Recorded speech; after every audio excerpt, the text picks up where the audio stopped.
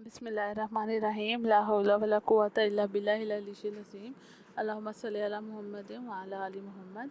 अस्सलाम वालेकुम, welcome to my channel. मैं हूँ ईमान फ़ातिमा और आज जो है वो मैं आपके साथ एक मज़ीद वीडियो लेकर आई हूँ। जैसा कि लास्ट वीडियोस में मैंने आपको बताया था कि किस तरह से डिपॉज़िट स्लिप फ़िल करते हैं, उसी तरह से चेक को फ़िल करने के लिए भी बहुत से इश्यूज़ हो रहे होते हैं। तो किस तरह से आप चेक को फ़िल कर सकते हैं उस बारे में मैं आपको बताऊँगी कि अगर आप ख़ुद जो है वो आप अपनी ब्रांच गए हैं, ठीक है, और आपने चेक फ़िल करना है तो क्या क्या उसके लिए पर्टिकुलर्स होते हैं कि पे में आप हमेशा जो है वो सेल्फ़ लिखते हैं क्योंकि आप ख़ुद पेमेंट करने आए हैं, ठीक है।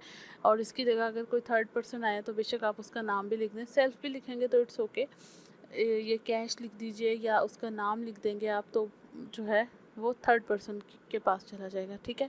उसके अलावा आपने जो है वो यहाँ पर फिगर्स में बताना है कि 20,000 की अमाउंट है, ठीक है।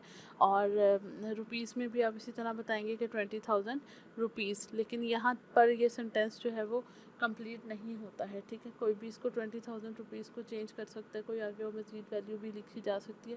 तो आप इसको सेव करने के लिए 20,000 रुपीज़ के साथ ओनली भी मेंशन करें और लाजमी मेंशन करें, ठीक है। और उसके बाद नेक्स्ट हम क्या लिखेंगे, यहाँ पर आपकी डेट आ जाएगी, ठीक है। जो भी यहाँ पर पर्टिकुलर डेट है वो आप लिखेंगे, ठीक है। और साथ ही अपने सिग्नेचर करेंगे क्योंकि आप खुद आए हैं तो एक सिग्नेचर आप आगे करेंगे और 2 सिग्नेचर आप पीछे करेंगे।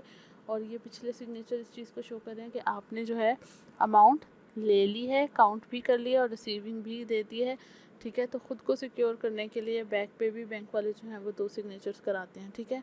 तो ये चेक के पर्टिकुलर्स है जो कि मैंने आपको बताने थे। डेट आप जो है वो सेम डे की लिखेंगे, ठीक है। अगर आप एक दिन पहले की लिखेंगे तो वो भी चल जाएगी। 6 महीने तक चेक वैलिड होता है, लेकिन पोस्ट डेटेड चेक जो है वो नहीं होता है, ठीक है। लाइक अगर आपकी यही डेट जो है वो अगर आपने गलती से यहाँ पर 2021 लिख दिया तो वो 6 महीने से पुराना है। इसका मतलब है कि चेक जो है वो स्टेल हो गया है।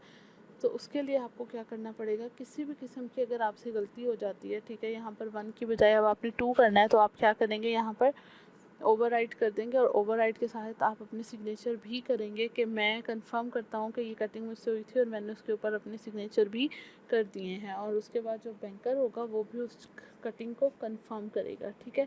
इसी तरह से किसी भी बैंक में किसी जगह पे भी अगर आपसे कोई कटिंग हो जाती है, किसी वजह से कोई गलत लिखा जाता है तो आप उस कटिंग को ओवरराइट कर देंगे या उस जगह कटिंग की जगह आप जो है वो सिग्नेचर कर देंगे ताकि आप इस चीज़ को सिक्योर कर सकें कि जो भी मतलब गलती थी वो जो भी कटिंग थी वो मैंने की है और मैं उसको कंफर्म कर रहा हूँ, ठीक है।